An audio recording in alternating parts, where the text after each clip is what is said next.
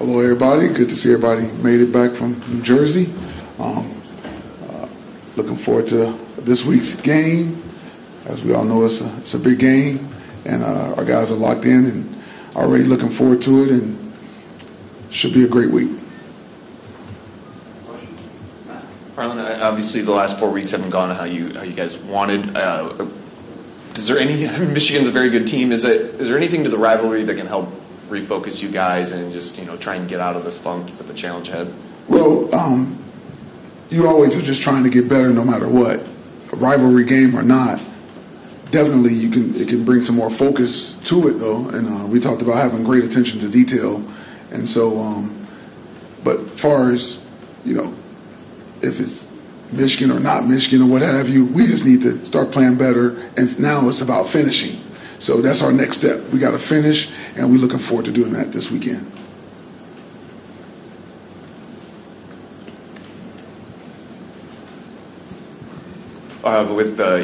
Mark obviously had a lot of success in this rivalry, and you were here for all of those wins.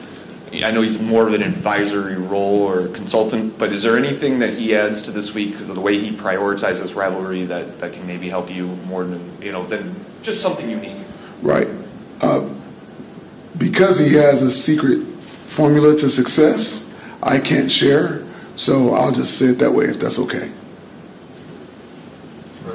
Harlan, you're an upbeat guy by nature.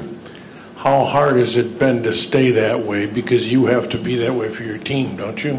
Absolutely, Fred. I'm not going to lie. Saturday was a gut punch. That was a gut punch, like. But as a man, as a leader, you have to step up in those situations and try to just get understanding of what it's all about, the big picture, and then relay it to the young man. I told them, hey man, in life, adversity is going to hit. And that's when you found out who a person really is in the midst of adversity. And so I'm no different. So I have to step up and be the person I say that I am and present that to them so they can have an example to possibly look to. Is it harder to bounce back from a game like that, or in a strange way, can it help you bounce back because they're so hacked off at the way they gave it away? That's a great question. That's a great question. I think it can work either way. We said the 24-hour rule, and sure enough, 24 hours, you gotta get rid of it and let it go. And so I think it's just mentally how you look at it and how you receive it and attack it. So for me personally, it's attack mode. We lost 4 in a row, so now it's just attack mode. Just keep attacking. Eventually, it's going to turn, and so that's how I think.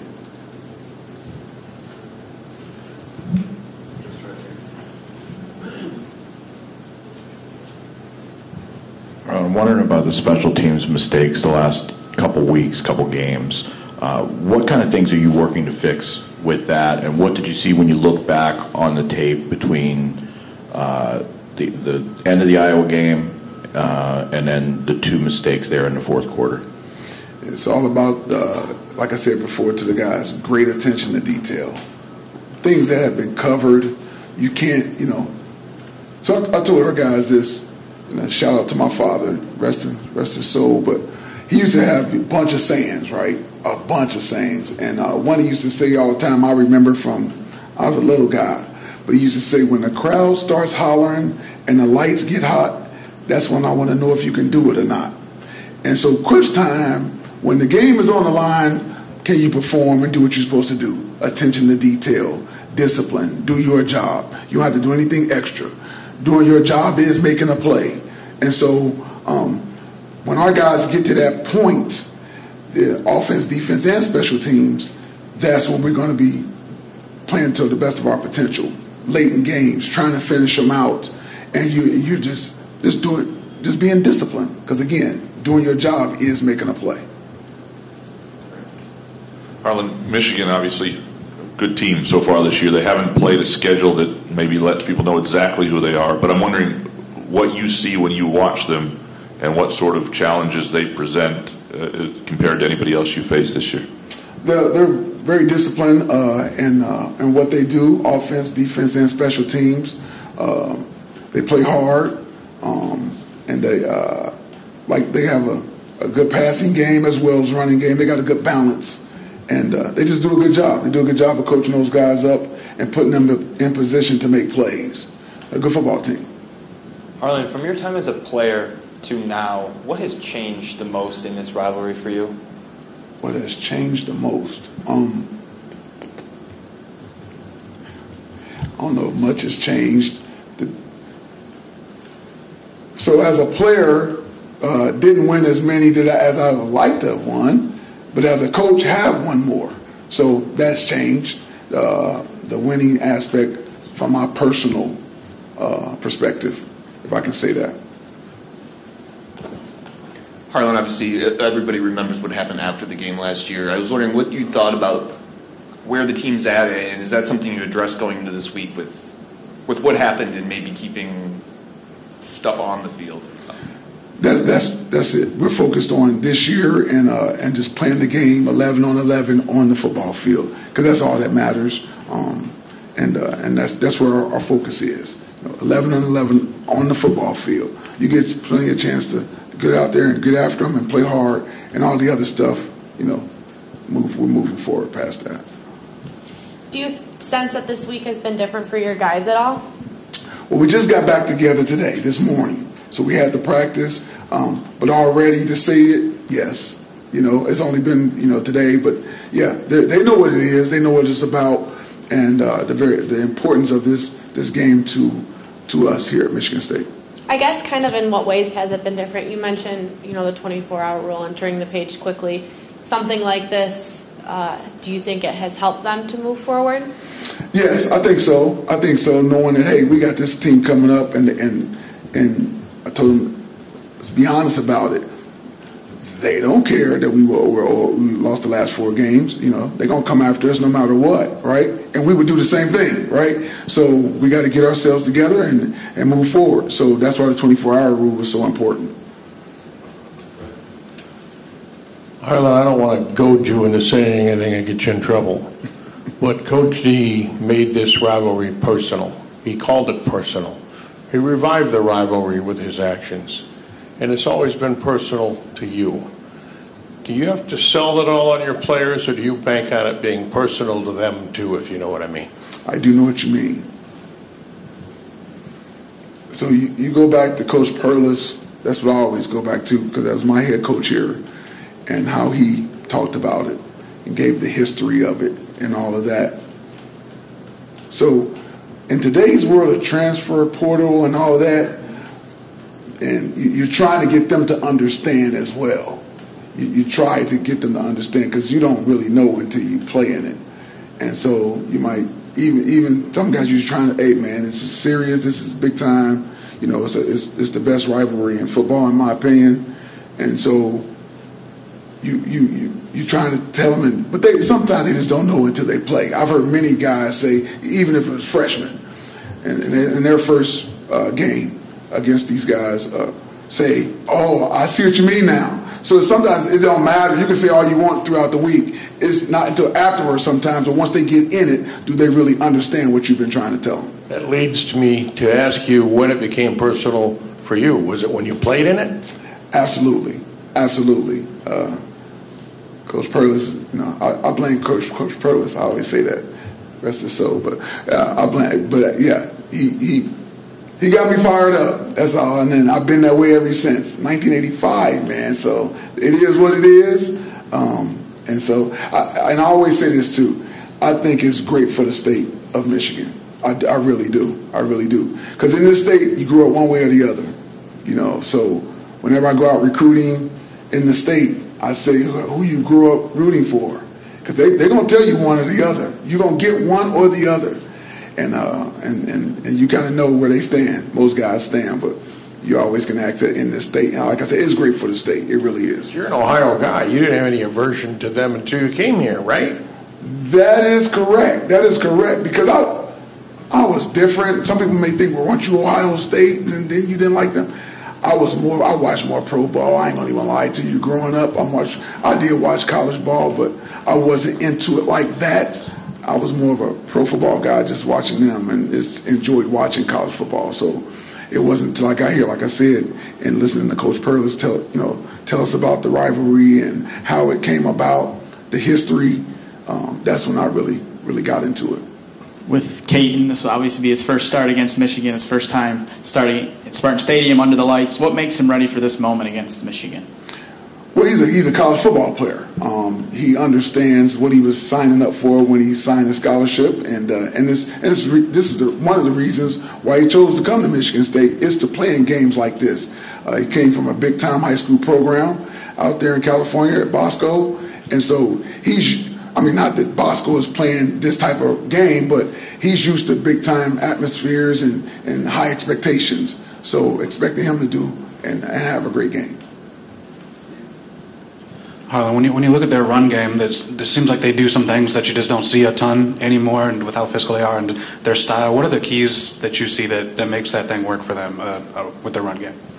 Their discipline and how they attack everything they do. So they know, you can tell the offensive line is in sync, along with the tight ends and the running back.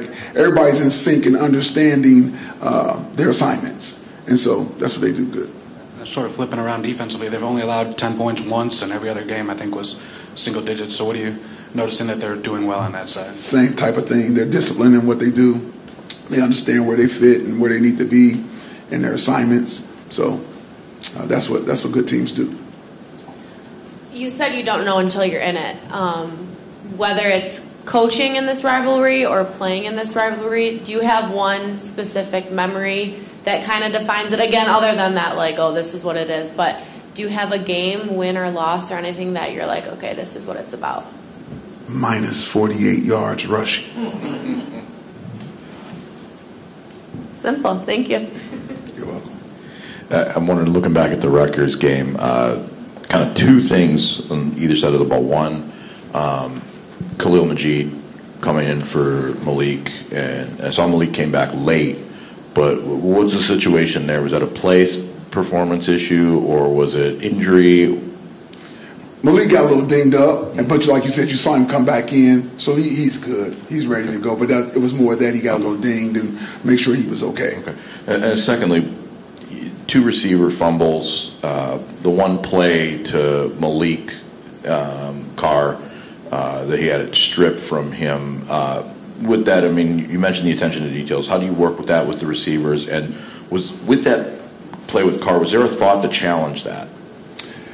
No, you clearly saw the guy made a good play. I was standing literally right there. I mean, it was kept boom, and he swatted it out. What we say hook and swat as defensive backs, and that boom, boom, and he got it out. I mean, I saw it. I saw it right there, then and there. But we got to continue. We've been talking about the turnovers and penalties and things like that, and the penalties were down this week. And we got to continue to work on getting the turnovers. We have to just secure the ball, the best we can. I even talked about, getting two hands on it some kind of way. As soon as you catch it and tuck it away quick and put two hands up there, no matter whatever you have to do to secure the ball. So we're working on it. Our offensive staff is a heck of a staff, and they're going to keep working on it and getting our guys to where they can hold on to the ball once they have it. Harlan, I was wondering about the backfield rotation. We saw more of Jalen on Saturday. He looked like he's getting healthier. Is he almost 100%? And I guess, is Harold Joyner now just like the permanent third running back or third on the depth chart and more pass pro than after bouncing around all those positions? Yes, yes to that question on everything that you said. Jalen Berger, I thought looked really good out there on Saturday. He's from Jersey, so he probably had a little extra juice, but he looked good. I thought he looked good. Of course, Nathan Carter is a heck of a back, and being able to use Harold Joyner out there, he does a good job. He understands, had a nice little run. So that's a good complement of backs I think that we have right now, and they do a good job. Hey, Harlan, just going back to the Rutgers game, the players after the game, you've watched the film now, but the players after the game, I think all of them made a point that Rutgers played hard till the end. They didn't come out and say that maybe you guys didn't play as hard or you guys didn't play hard, but I'm curious what you saw, if you saw any give on your guys' part when things started going south there at the end. I'm not going to necessarily say give. It was the discipline thing I mentioned earlier. This Just doing what you're doing your job, doing your job. Sometimes when things start going awry, guys will feel like, not only do I have to do my job, I got to do something else to go make a play. Again, doing your job is making a play. Being disciplined is making a play. And that's what we have to do. In some areas on the field, we have a lot of young guys haven't been in real tight situations like that. So we're learning and growing at the same time. And hopefully we're getting these lessons as we go through them. The pregame availability report had some new guys on it ahead of that game. We didn't get a chance to ask him. Just wondering, is anybody else that's a voluntary opt-out or anything, or are those all injury situations if they're on that list? Injury situations, yep. No opt-out situations as of today, this morning, or anything that I've heard. Yeah. Anybody else? Time for a couple more. Wrap it up here and You kind of touched on Michigan's offense, but they had changes, all phases of the game from last time you played them. But same quarterback, same top two running backs. I guess how much different do you think they are now than when you played them there last year? Well, they're just more experienced. They got those same guys, but they're more experienced. Okay? They got another year under their belt, and they're playing like that. They understand the offense and like I said, their assignments and where they need to be, and so they're playing like a more experienced group, if that makes sense. All right, cool. Thank you. All right, thanks, guys.